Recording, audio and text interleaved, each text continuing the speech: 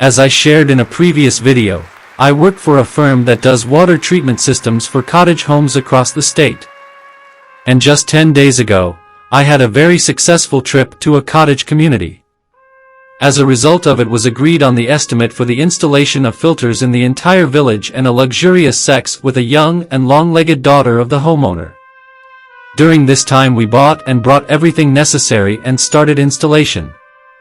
And here, I wise our filter in the kitchen of a nice lady, the mother of the very naughty Charlotte, whom I so successfully drove on my last visit, that I still remember her lips on my cock. As we say, the apple doesn't fall far from the cherry. And so it is with them. They have a great figure, it's hereditary.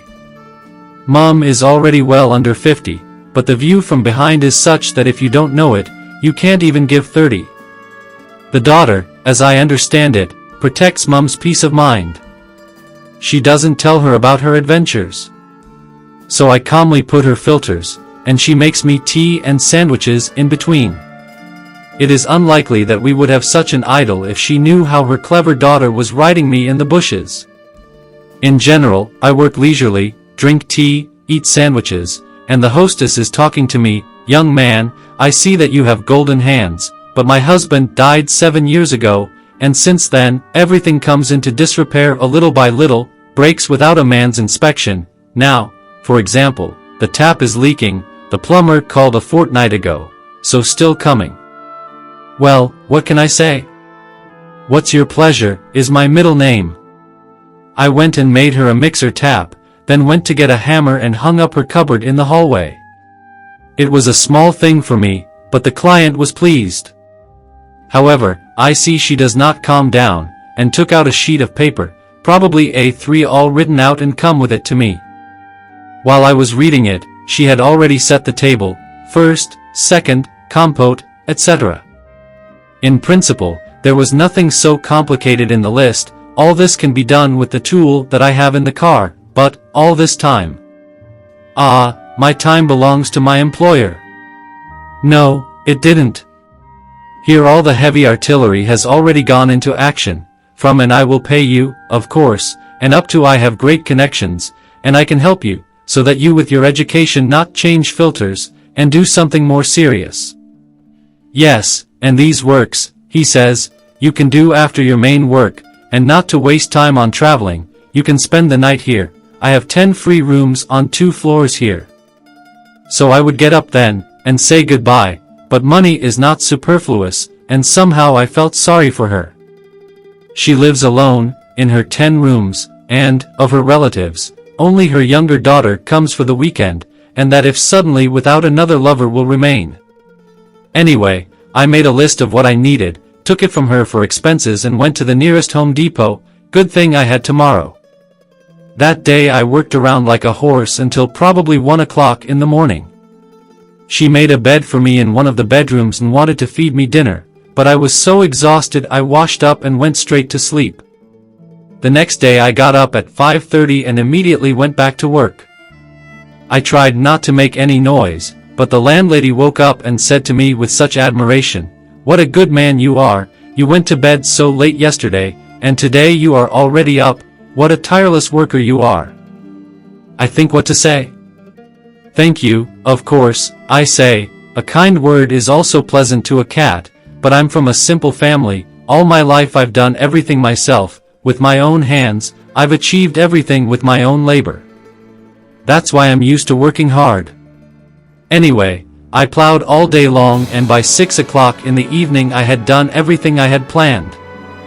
My hostess told me, "Don't think about going anywhere today, you'll still have to come back to our village tomorrow on your main job."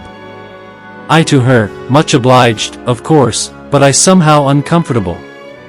She, "Young man, it will be inconvenient for me if I kick you out of the house at night after 2 days of working for me."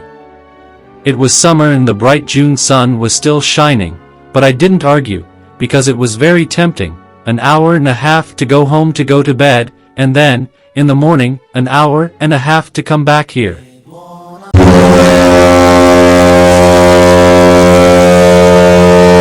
Bottom line, 3 hours just thrown out of my life. And, she continued, "Go wash up, I've heated the sauna, and I'll set the table. Well, you don't look for good from good, give, take, hit, run, I've been taught that way all my life, and what's the use of showing off, I thought. I've done my fair share of work, so why not have a little rest now? Especially since I charged her 30% less than some crooks would have charged her, and I did it better. And here I sit, in general, in the sauna, honestly sweating. Between visits I jump out to take a dip in the pool, and near it on the table there are already a few fogged bottles of beer. I think, shit, what a good woman, I drink one straight from the throat and lie down, splashing myself in the pool further. Then she knocks and, slightly opening the door, asks if I'm ready for dinner, and I, as a joke, really in fun, I shout to her, without any back thought, that I'm so good here that I don't want to go anywhere. She, of course, and leaves. I go to the steam room, and when I get out of the pool again, I see that the table is completely filled with various snacks. There is alcohol, not the cheapest, and all this splendor is pushed to the edge, so that I could, so to speak, enjoy, without taking away from water procedures. Yes, and on the other edge of the table sits my employer, chatting with wine in a glass and playing with a slate on her shiny foot. Friends, I'm not a boy and I'm not a sucker. And we have a serious office, which puts filters really everywhere, maybe only to the White House has not yet reached the White House. Anyone hired to work for us, after an interview with a personnel officer, gives a bunch of signatures that he undertakes to keep himself clean and chaste at least at work, and it's not an empty paper. I know. I've been working here for a long time. Oh, I've been here a long time because I'm not only very good at my job, but I can tell when it's going to start to suck. Then I run. My job is more important to me. I'm just a good plumber, not a hero lover. And now I, who've seen a lot of things, I've seen the bleep and I've seen the bleep. And I'm lying naked in my client's jacuzzi. And, opposite me, in a dressing gown that can only be worn on a naked body, believe an experienced eye, sits an inconsolable widow. Ethan, she began, you have such powerful shoulders. Elizabeth, I replied, I am very pleased with your concern, but it's all unnecessary. I would have left right away, but 2 beers did the trick. Yes, and something in the sparkle of her eyes and my previous experience told me that there was no need to hurry. Carefully drifting across the pool, so as not to light up the traitorous erection, I pulled up to the edge near the table. There was no beer there, only whiskey and cognac. I poured myself some cognac and looked up, into her eyes. However, she was no longer there. While I was floating, she had changed her position.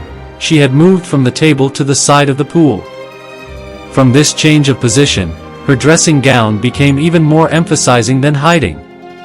However, I, true to corporate duty, was firm and unyielding.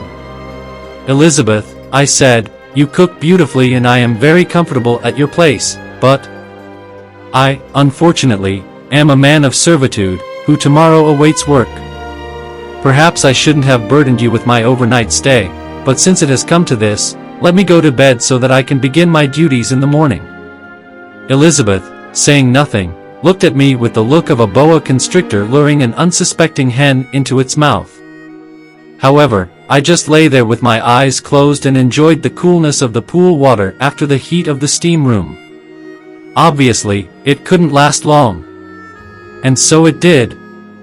I shuddered in surprise when she silently came up behind me and started massaging my shoulders. I've worked many places with my husband, she said, and I've often seen diplomats with the manners of a plumber, but this is the first time I've seen a plumber with the manners of a diplomat. Well, if that's the case, I'll just have to keep diplomatically plumberly silent, I thought. While her long model's hands, having massaged my shoulders, moved to my breasts, lingered on my nipples, and then, like 2 waterfalls, rushed downwards. At the same time her cheek pressed against mine and she, mumbling something incoherently, burnt me with the smell of her perfume. Well, fuck it, flashed in my brain, at the very moment when I, with one jerk, dragged her into the pool, just as she was, in one thin silk dressing gown. Before that, I'd never been much into what I called older women. I preferred either women of the same age or younger. But this one, it was something with something. It was some kind of fusion of a beautiful well-groomed female body, on which there were almost no traces of age and the passion of a hungry panther. As she told me later, she had not had anyone in the last 7 years, since her husband's death. Anyway, I don't know about the whole 7, but in a year and a half of abstinence this night, she sure had a blast. I can honestly say that I have never had sex with such intensity, with such fantasy in changing positions and, at the same time, with such an amazing sensitivity of the partner. She fell asleep only in the morning, when the summer sun was already shining through her bedroom window. Nice one, I thought. We started at 8 o'clock in the evening, and now it is 6 o'clock in the morning. 10 hours. That's a hell of a marathon. And that's despite the fact that I'm in good sporting shape. But the exertion was all over my body. But now I have been in all her 10 rooms, in the sauna, in the basement and even in the attic, where she dragged me to meet the dawn and listen to nightingales. I'm freaking out. I called the management, referred to some personal force majeure, and took a day off. After that I lay down next to my now peacefully snoozing night tigress. And I was knocked out before lunchtime. What could be more beautiful for the eyes and healthier for the stomach than a woman satisfied with you? That's right. Nothing. In our whole universe. And so, we are sitting, having a nice conversation, and I was forced to dress and even shaved, as it was possible the arrival of my daughter with a beau. So the only thing missing was a dinner jacket. And although the table was all set, we were drinking coffee only, and then the front door knocked. So, Elizabeth, my lady, goes out into the hallway, then comes back and proudly announces that it is her youngest daughter Charlotte, whom I have already met on my last visit. This Charlotte walks leisurely into the kitchen. I must give her credit, when she looked at her mother and me, she understood everything without a word, but she didn't blink an eye. Phenomenal restraint. I'm sitting there smiling a silly smile, thinking whether to laugh or jump out the window. Anyway, when I was already on the porch, and the landlady secretly kissed me and closed the door, a clever and beautiful woman looked out of the window on the ground floor. She winked, slipped me a note with her phone number and whispered, "Call me when you come here again. The places here are beautiful, I'll show you one evening." But I couldn't help but take a last bite and added, "Ethan, since you've already met my mom, maybe you'd be interested in my grandmother too? She is only a little over 70, but she is still oh-go-go. Anyway, my head is a mess right now. And what to do, fuck knows. If you have any ideas, post in the comments." Thanks for watching. Subscribe and like. Bye!